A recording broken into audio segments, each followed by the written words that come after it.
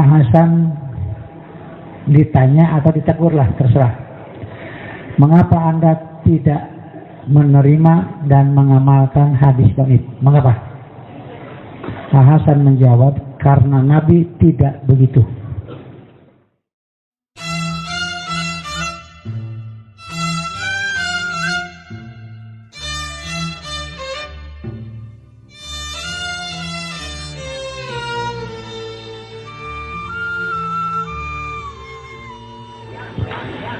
Kalau kita membaca hadis, baca hadis ya, misalnya yang menjadi pokok untuk pembahasan terutama hukum-hukum dalam syariat Islam itu ada 7 yang pokok. 1, musnad yang besar ya. Musnad itu banyak. Cuma musnad yang besar itu musnad Imam Ahmad bin Hanbal. Terkenal dengan musnad Imam Ahmad gitu ya. Di samping musnad-musnad yang lain, inilah yang paling besar. Sekian ribu hadis.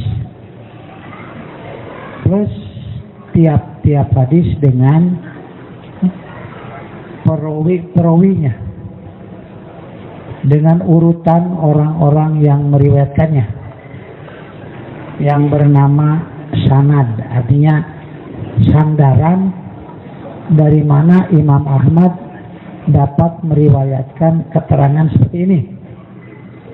Itu sanad artinya. Kemudian 2 sahih yaitu Sahih Bukhari, Sahih Muslim.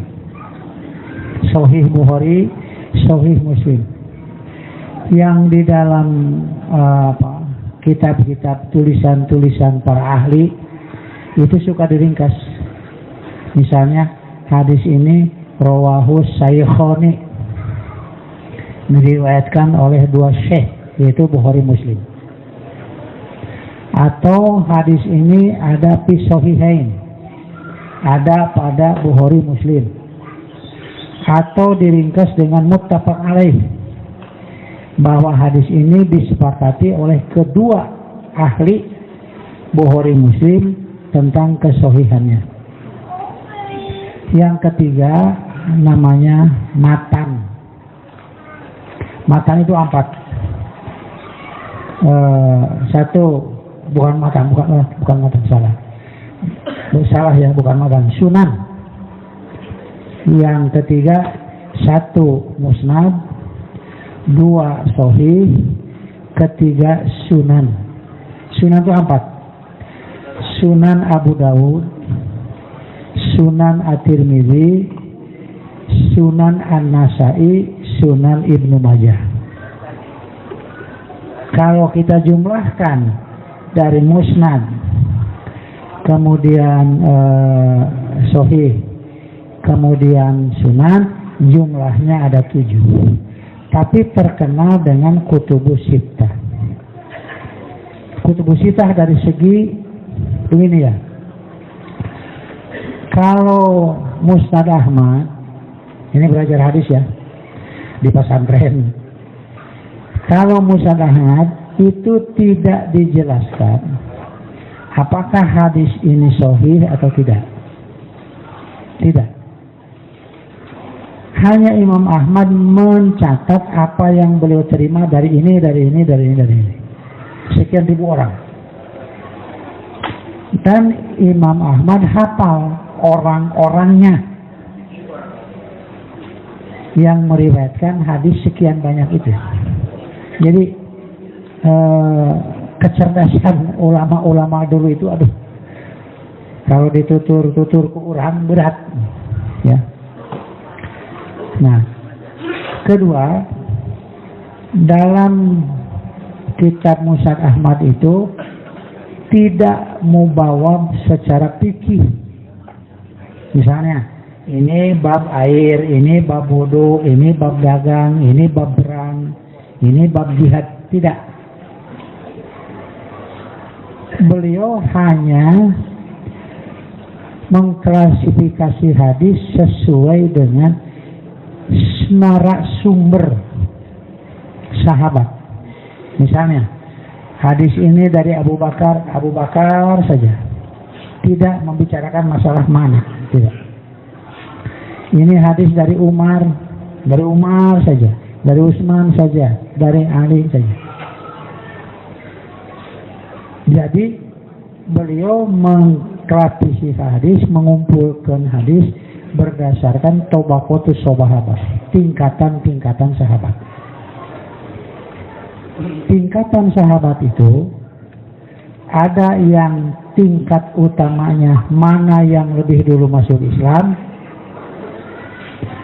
ada yang mengutamakan siapa yang ikut hijrah dari Makkah ke Madinah, kemudian mana sahabat-sahabat yang masuk Islam kemudian.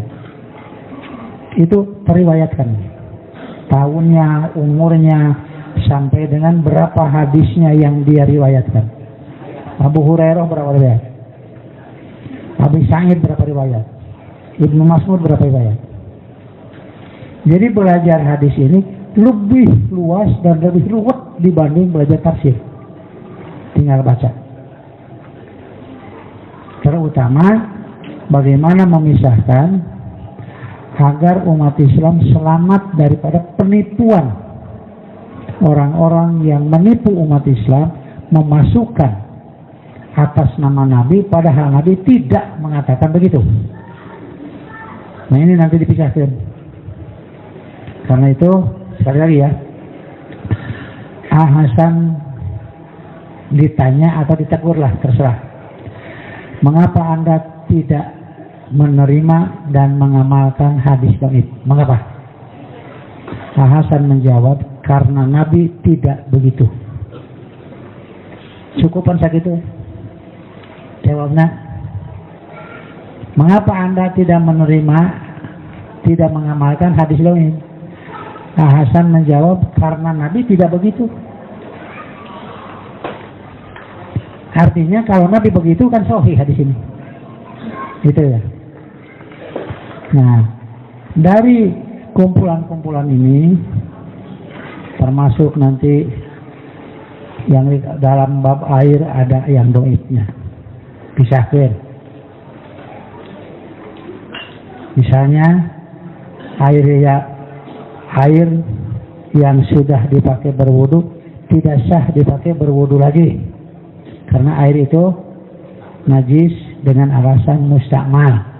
Mustakmal itu artinya sudah digunakan, ya. Itu ada, keterangan-keterangan memang ada.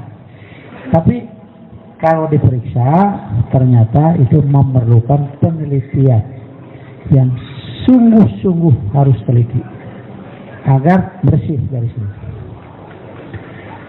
Nah, saya menerangkan begini ini masih terpengaruh ya.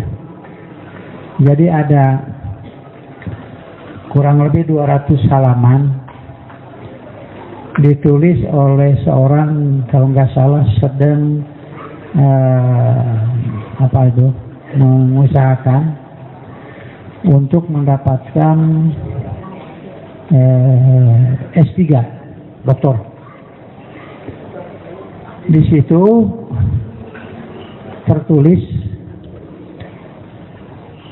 yang saya pahami itu dari situ ya, dan bacaannya baru saya selesai malam kemarin, saya baru selesai baca itu yang kurang lebih 200 halaman itu.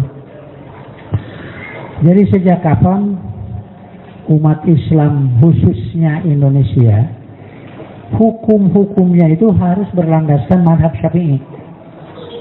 Ini sejak kapan dan apa alasannya? Nah, di situ dibahas banyak. Lalu muncullah para pembaharu, istilah Arabnya para mujadid, untuk memurnikan umat Islam supaya lepas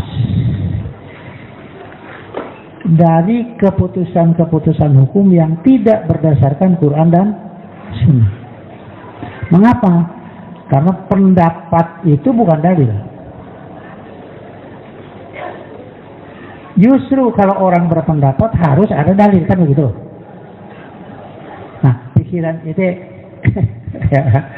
nah, otak sarjana mah kudu kieu. Ya, hadis-hadis dhaif juga hadis eta mah lain sarjana begitu itu kudu masantren. Tidak usah ngulik. Masa ada kiai salah? Nah, ini bahayanya itu. Mana mungkin Imam Syafi'i salah? Itu bertentangan dengan Imam Syafi'i sendiri. Apa? Idza kana qauli khilafa qauli Rasulillah fadribuhu urdatal haid. Itu ucapan Imam Syafi'i. Tercantum itu. Apabila pendapatku berlainan dengan qauli Rasulillah, hadis Rasulullah, fadribuhu urdatal haid, buang saja pendapatku itu di luar pagar. Itu ucapan Imam Syafi'i. Artinya Imam Syafi'i sendiri melarang beragama Islam secara taklid, tapi harus belajar dan paling tidak meyakini bahwa keputusan seperti ini ada dalilnya berdasarkan Quran dan hadis. Untuk ini maka mulai tahun 30-an muncul para mujahid itu dengan suatu organisasinya. Muncul Muhammadiyah, muncul Persis, muncul NU dan sebagainya. Nah, yang dibahas di sini antara lain Persis dengan Hasan. Yang paling gigih berdebatnya sering, penerbitan tulisannya untuk mengarahkan umat Islam bagaimana berpikir secara Quran dan Sunnah. Gitu ya. Nah, sampai sekarang kita merasakan. Saya ulangi ya, merasakan. Di majalah-majalah tertulis, di koran-koran, media elektronik ada, media cetak ada. Hampir semua sekarang kalau orang ngomong itu Quran. Qurannya ayat anu, hadis ayat anu. Coba dengar. Jarang sekali berdalilkan pendapat Imam Hanafi, berdalilkan pendapat saya ini. Sekarang sudah tidak ada itu. Kalau mau dikatakan tidak ada itu. Semuanya merujuk begini-begini, Qurannya begini, begini, hadisnya begini. Sekarang lebih berat lagi. Apa? Karena kembali kepada dalil yang sama, muncul pendapat yang berbeda. Ini perlunya pengajian, perlunya ketentraman, gitu ya.